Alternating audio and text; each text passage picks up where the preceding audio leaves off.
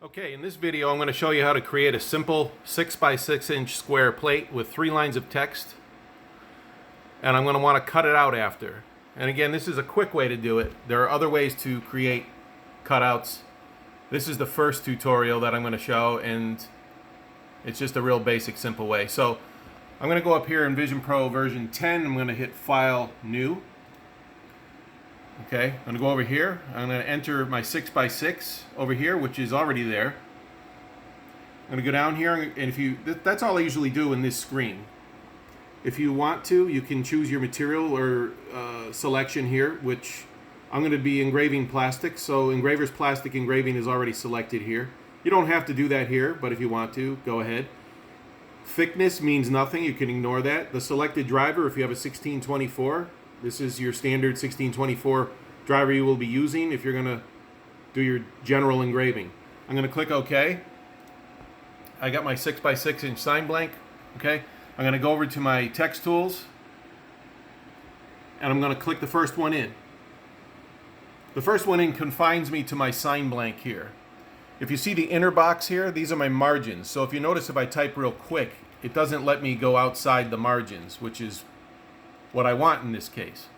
You can adjust these margins. Okay, if you go up top here, you can go over to where it says frame. If I click frame, here's my margins. Left, right, top, bottom in percentage. I changed this to absolute. So I could change this to 0.2 all the way around. 0.2 on the top, 0.2 on the bottom, and 0.2 on the right.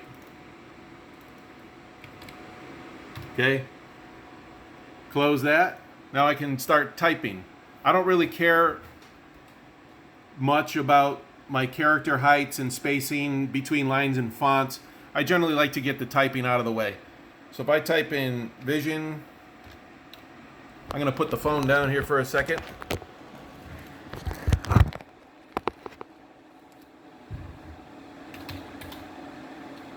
Engraving. Systems, can't type. Phoenix, Arizona. Okay. So as you can see, this is an outline font. We generally don't use these for engraving. You can fill them for an engraving cutter, but if you're looking to get the job done quickly, you'd want to use an engraving font. So I'm going to take this paragraph here. I'm going to change the font to Helvetica. Up here, of course, because I'm in text editing mode, my text editing toolbar has all kinds of options up here. So if I want to change all 3 lines here to Helvetica, 3-line Helvetica, I'm going to highlight all 3 lines. I'm going to go up top here, I'm going to the font drop-down menu. I'm going to go to my engraving font area here. Here's my engraving fonts category. I'm going to go down to where it says Helvetica, 3-line Helvetica, double click.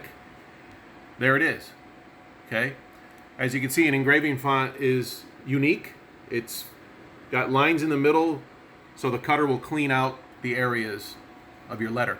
So there are other things you can do in this text editing mode. A lot of things, actually. You know, you have left-hand justification, right-hand center justification, character heights, line spacing, spacing between characters, current percentage, all that.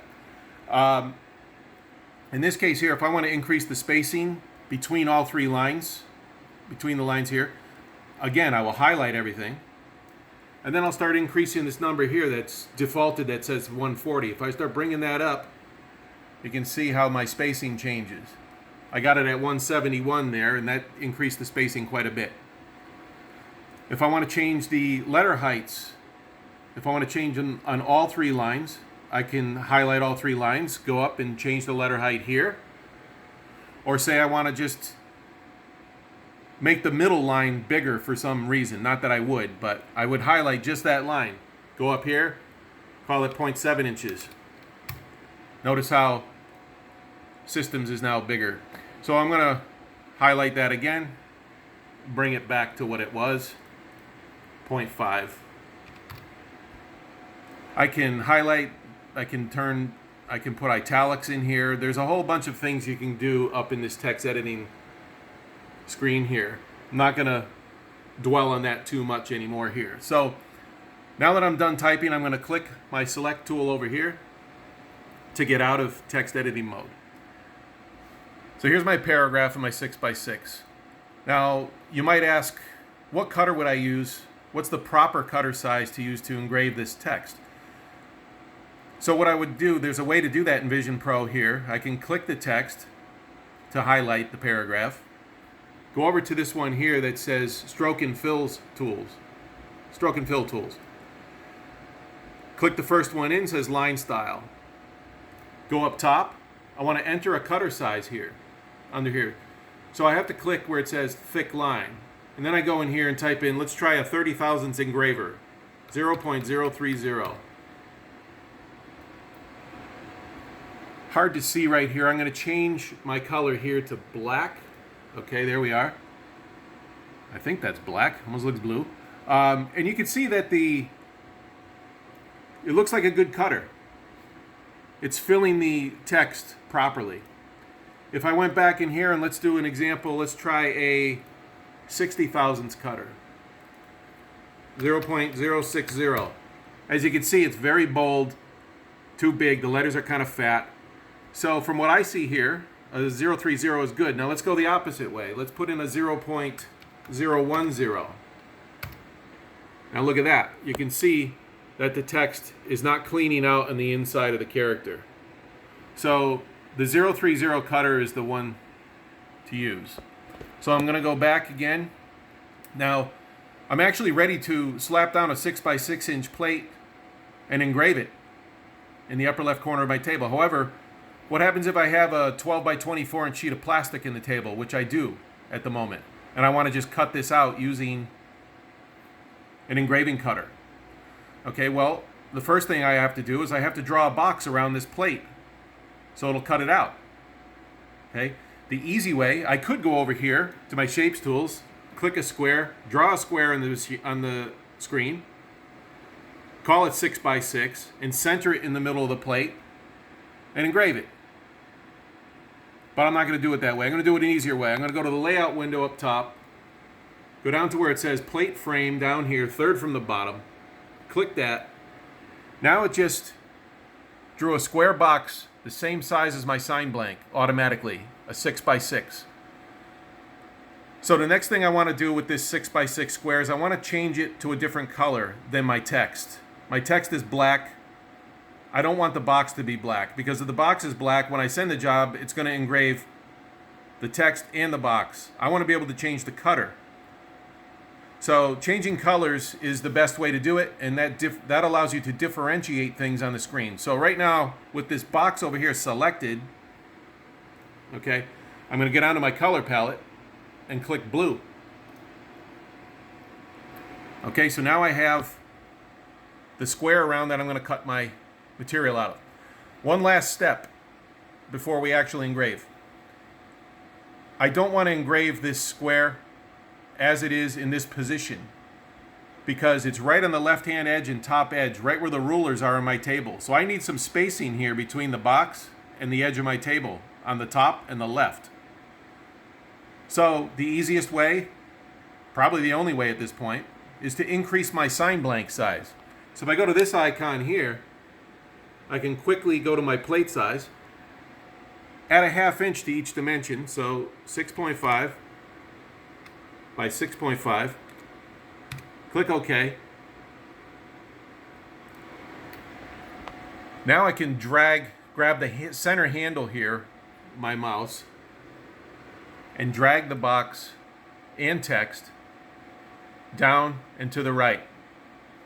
So now I have the spacing that I need on the left and the top, so I'm not going to go near the rulers. It's your judgment on how much spacing you want here, because the more spacing you have, the more plastic you will be wasting. So we're ready to go and engrave. I'm not going to do the actual engraving in this tutorial. What I'm going to do here, though, is I'm going to show you quickly how we're going to send it to the engraver. So in order to do that, go over here to your engraving tool here. engrave icon, second from the top. I click that, okay? A flyout window comes out. Here's a new installation warning. We can ignore that for now. A flyout window comes out. Here's my preview you see on the screen.